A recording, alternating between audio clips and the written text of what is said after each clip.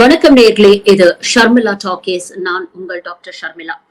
அண்ணா யூனிவர்சிட்டியில நடந்த அந்த சம்பவத்துக்கு ஹைகோர்ட் நிறைய இன்ஸ்ட்ரக்ஷன்ஸ் கொடுத்திருக்காங்க. அதை பின்பற்றுவதாக தமிழ்நாடு அரசு வாக்குறுதியும் கொடுத்திருக்கிறது. ஸ்பெஷல் இன்வெஸ்டிகேஷன் டீம் அமைச்சிருக்கிறாங்க. இது மட்டும் இல்லாம இன்னொரு ஸ்பெஷல் ஒரு டீம் அமைச்சு பாதுகாப்பு ஏற்பாடுகள்லாம் எப்படி மேம்படுத்துறது அப்படிங்கறத நோக்கியும் இந்த அரசாங்கம் பல முயற்சிகளை எடுத்துக்கிட்டு இருக்கு.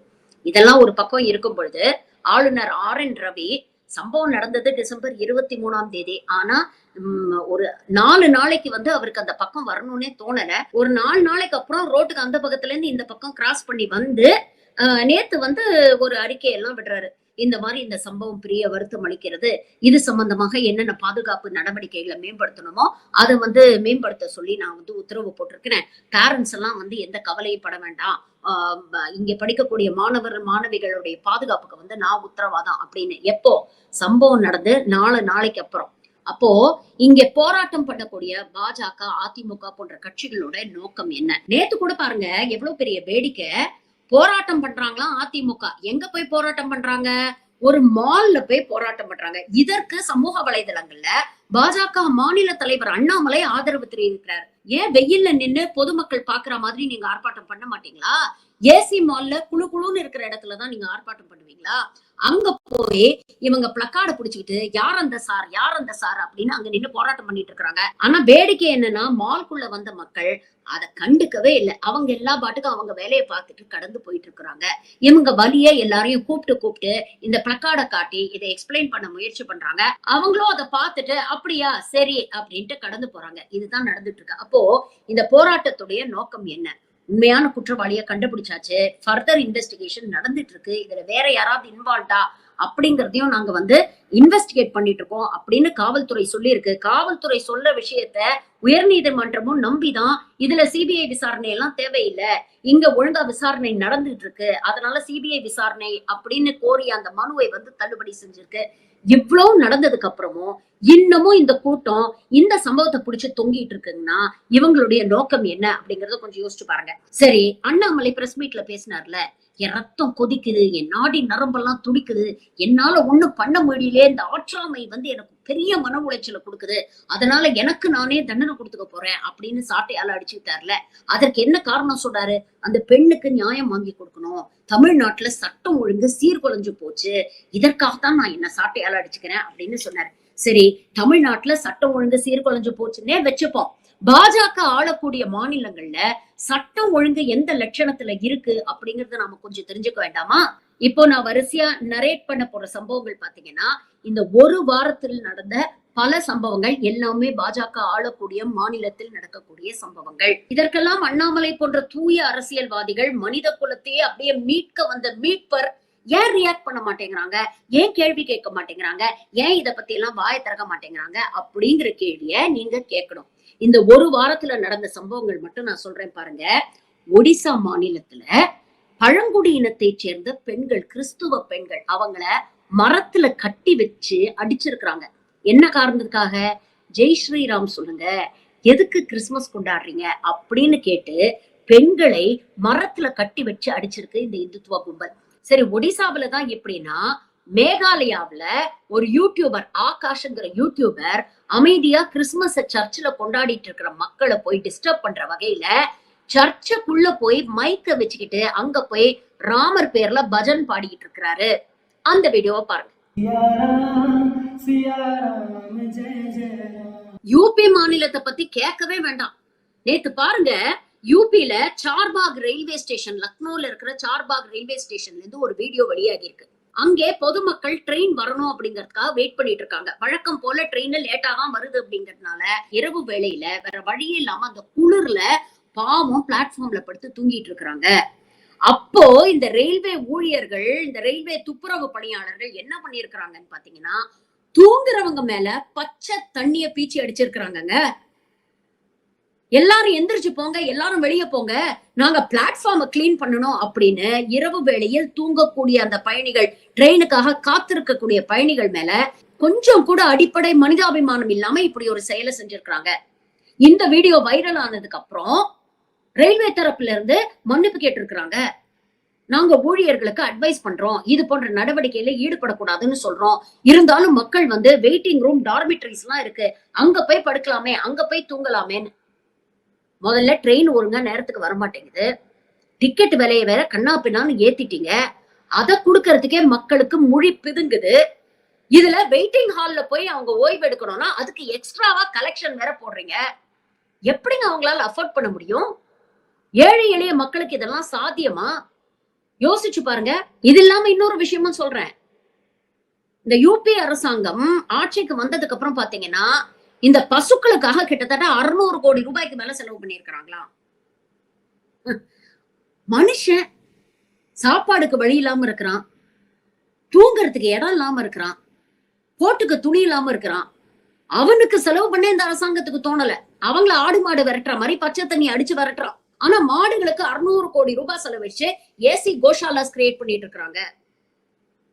யூபில இன்னொரு சம்பவம் சொல்றேன். யூபி பஸ்தியில பாத்தீங்கன்னா தனிப்பட்ட வகையில் கலப்பு திருமணம் செய்து கொண்ட ஒரு தம்பதியினர் வீட்டுல போய் அவங்கள ஹராஸ் பண்ணிருக்காங்க.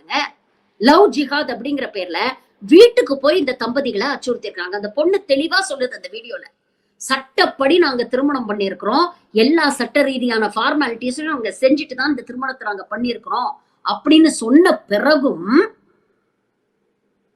அந்த கப்பல இந்த ஹிந்துத்துவ கும்பல் ஹராஸ் பண்ணுது. என்ன உரிமை இருக்கு? 18 வயசு பூர்த்தி ஆயிடுச்சுன்னா யாரு யார கல்யாணம் பண்ணிட்டா உனக்கு என்ன? சரி, யூபி இந்த லட்சணத்துல இருக்குன்னா மகாராஷ்டிரா இதை விட கேவலமா இருக்கு. ட்ரிபிள் என்ஜின் சர்க்கார் அப்படின்னு சொல்றாங்கங்க. ஆனா நேத்து அங்க ஒரு நபர் தன் மனைவியை உயிரோடு கொளுத்தி இருக்கிறாரு. என்ன காரணத்துக்கு தெரியுமா? தொடர்ந்து 3 குழந்தைங்களை பெத்துட்டாங்களாம். அந்த 3ஐயும் பெண் குழந்தையா பெத்துட்டாங்களாம். அதுக்காக உயிரோட போட்டு மனைவியை எரிச்சிருக்கிறாருங்க. இதுதான் ட்ரிபிள் என்ஜின் சர்க்காரோட லட்சணம். சரி, மகாராஷ்டிரா இப்படி இருக்குன்னா பீகார்ல நிலைமை அதை விட மோசம். பீகார் பாட்னாவில் பப்ளிக் சர்வீஸ் கமிஷன் எக்ஸாம் வந்து டிசம்பர் 13ஆம் தேதி நடந்திருக்கு. இந்த எக்ஸாம்ல கிட்டத்தட்ட 3 லட்சத்துக்கும் மேற்பட்டவர்கள் இந்த எக்ஸாம்ல வந்து பங்கேற்று இருக்கிறார்கள், அட்டெம்ப்ட் பண்ணியிருக்கிறாங்க. ஆனா பேப்பர் லீக் ஆயிருக்கு அப்படிங்கிற ஒரு குற்றச்சாட்டு வெளியில வருது. மாடல் கொஸ்டின் பேப்பர்ஸை வச்சே பிரிலிமினரி பேப்பரை வந்து டிசைன் பண்ணியிருக்கிறாங்க.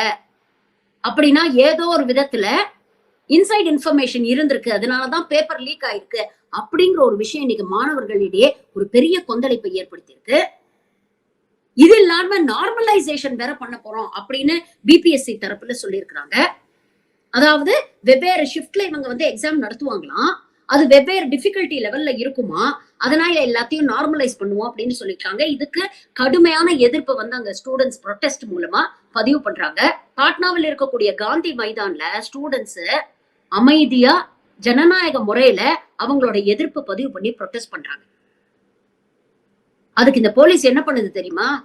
இறங்கி நாய் அடிக்கிற மாதிரி அடிக்கிறான் ஸ்டூடெண்ட்ஸ். இங்க பிரஸ் மீட்ல பேசும்போது அண்ணாமலை சொன்னாரு, ஒரு போராட்டம் பண்ண கூடவா இந்த மாநிலத்துல உரிமை இல்ல? ஜனநாயக ரீதியா நாங்க போராட்டம் பண்ணோம். எங்களை என்ன தெரியுமா பண்ணாங்க? கொண்டு போய் டாய்லெட்டே இல்லாத ஒரு கல்யாண மண்டபத்துல 9 மணி வரைக்கும் அடைச்சு வச்சாங்க. பாவம், என் தொண்டர்களுடைய கண்ணீரையும் அவங்களுடைய கஷ்டத்தையும் பார்க்கும்போது என் மனசுக்கு ரொம்ப கஷ்டமாயிடுச்சு. இங்க இறங்கி ஸ்டூடெண்ட்ஸா அடிச்சுக்கிட்டு இருக்கிறாங்க. இங்க கூட எஸ்எஃப்ஐ சார்பாக இந்த அண்ணா யூனிவர்சிட்டி விஷயத்துல மாணவர்கள் போராட்டம் பண்ணாங்க. ஆனா இங்க தமிழ்நாடு அரசு அதை எப்படி அணுகிச்சு தெரியுமா? மாணவர்களோட பேச்சுவார்த்தை நடத்தினாங்க. உங்களோட கோரிக்கை என்னன்னு சொல்லுங்க, இதை நாங்க பூர்த்தி செய்யறோம், ஆனா தயவு செஞ்சு போராட்டத்தை வாபஸ் வாங்குங்க அப்படின்னு சொல்லி அந்த மாணவர்களை கன்வின்ஸ் பண்ணி அவங்க போராட்டத்தை வாபஸ் வாங்க வச்சாங்க. அதே மாதிரி ஜனநாயக முறையில யாரெல்லாம் போராடினாங்களோ, எந்த எதிர்கட்சி எல்லாம் போராடிச்சோ அவங்களை எல்லாம் ஜனநாயக முறையில தான் அரெஸ்ட் பண்ணி ஜனநாயக முறையில கொண்டு போய் கல்யாண மண்டபத்துல வச்சு ஜனநாயக முறையில சாயங்காலம் வெளியில விட்டுட்டாங்க. ஆனா பாஜக ஆளக்கூடிய பீகார் மாநிலத்துல நீங்க என்ன பண்றீங்க? இதே மாதிரி போராட்டம் பண்ண விவசாயிகளை நீங்க என்ன பண்ணீங்க? இவ்வளவு விஷயங்கள் இந்த சங்கி ஆளக்கூடிய மாநிலங்கள்ல நடக்குது. இதெல்லாம் ஜஸ்ட் ஒரு வார சம்பவங்கள் நான் சொல்றேங்க. ஒரு வாரத்துல மீடியா அட்டென்ஷனுக்கு வந்த சம்பவங்கள். மீடியா அட்டென்ஷனுக்கு வராத சம்பவங்கள் இந்த மாதிரி எத்தனையோ தினம் இந்த மாநிலங்கள்ல நடந்துகிட்டு இருக்கு. ஆனா இத பத்தி ஏதாவது ஒரு சங்கி கூட்டம் பேசுதா? இல்ல அதிமுக போன்ற கட்சிகள் பாஜகவை நோக்கி இந்த கேள்விகளை எழுப்புதா? தமிழ்நாட்டுல சட்டம் ஒழுங்கு சரியில்லைன்னு அண்ணாமலை சொல்லிட்டா அதற்கு அதிமுகவும் சேர்ந்து ஜால்ரா போடுது. இங்க திமுக அதிகமா ஆண்டதை விட அதிமுக தான் அதிகமா ஆண்டிருக்கு. அண்ணாமலை தமிழ்நாட்டுல ஒட்டுமொத்தமா சட்டம் ஒழுங்கு சரியில்லைன்னா அது உங்களையும் சேர்த்துதான் சொல்றான். அந்த அடிப்படை அறிவு கூட அதிமுகவில் இருக்கிறவங்களுக்கு இல்ல. அப்போ இவர்களுடைய போராட்டத்துடைய நோக்கம் என்ன? உண்மையிலேயே அந்த பெண்ணுக்கு நியாயம் வாங்கி கொடுக்கறதா இவங்களுடைய போராட்டத்துடைய நோக்கம்னா, யாரெல்லாம் கேள்வி கேட்கணுமோ அவங்களெல்லாம் நியாயமான கேள்விகளை கேட்டிருக்கிறோம். எஃப்ஐஆர் எப்படி லீக் ஆச்சுன்னு கேட்டீங்க, நியாயம். ஆனா அதே நேரத்துல ஆளுநர் விசியை அப்பாயின்மெண்ட் பண்ணாததுனால நிர்வாகமே ஸ்தம்பிச்சு போயிருக்கே, ஆளுநர் நோக்கி கேள்வி எழுப்பணுமா வேணாமா? எதிர் காம்பவுண்ட்லயே இருந்துட்டு 4 நாள் இந்த பக்கம் அந்த ஆளுநர் எட்டி கூட பாக்கலையே, அவரை கேள்வி எழுப்பணுமா வேண்டாமா? பாஜக கேள்வி கேட்டுச்சா? எதிர்கட்சியான அதிமுக கேள்வி கேட்டுச்சா? இல்ல இந்த ஊடகம் தான் கேள்வி கேட்டுச்சா? எந்த மீடியாவது ஆளுநரை கேள்வி கேட்டுச்சா? எஃப்ஐஆர்ல இருக்கக்கூடிய கண்டென்ட்ஸ கிளிக் பைட் டைட்டில் போட்டு, கொச்சையா டைட்டில் போட்டு டிஸ்கஸ் பண்றாங்க. சேனல் பேரை நான் சொல்ல விரும்ப, யூடியூப் சேனல் ஒண்ணு, எனக்கு பீரியட்ஸ் இருக்குன்னா என்ன விட்டுருங்க, இதுதான் டைட்டில். அப்போ இப்படிப்பட்ட ஒரு சென்சிட்டிவான இஷ்யூவை சென்சேஷனலைஸ் பண்ணும் அப்படிங்கிற வக்கர புத்தி தான் இங்க இருக்கக்கூடிய மீடியாக்களுக்கும் எதிர்கட்சிகளுக்கும் இருக்கே தவிர, நியாயமா கேட்க வேண்டிய கேள்விகளை கேட்டு நியாயமா அந்த பெண்ணுக்கு கிடைக்க வேண்டிய நிவாரணத்தை வாங்கி கொடுத்து, இது போல் சம்பவங்கள் இனிமேல் நடக்காம இருக்கிறதுக்கு அரசாங்கமும் காவல்துறையும் என்ன பண்ணணும், இது போன்ற கன்ஸ்ட்ரக்டிவ் விஷயங்கள் எதுவுமே அவங்க பேச மாட்டாங்க. இந்தியாவிலே சேஃபஸ்ட் சிட்டிஸ் அப்படின்னு பாத்தீங்கன்னா அதுல முதல் இடத்துல சென்னையும் கோயம்புத்தூரும் இருக்கு. இதை நாம பெருமையா சொல்லலாம். தமிழ்நாட்டுல பெண்கள் பாதுகாப்பா தான் இருக்கிறாங்க. அப்படி பாதுகாப்பாக இருக்கிறதுனாலதான் இவ்வளவு பெண்கள் தெருவுல வந்து உங்களால போராட முடியுது, இந்த அரசாங்கத்தை நோக்கி கேள்வி கேட்க முடியுது. இல்ல சமூக வலைதளங்களை தைரியமா இந்த அரசாங்கத்தை விமர்சனமும் பண்ண முடியுது. இதே பண்ணி பாருங்களேன் பாஜக ஆளக்கூடிய மாநிலங்கள்ல.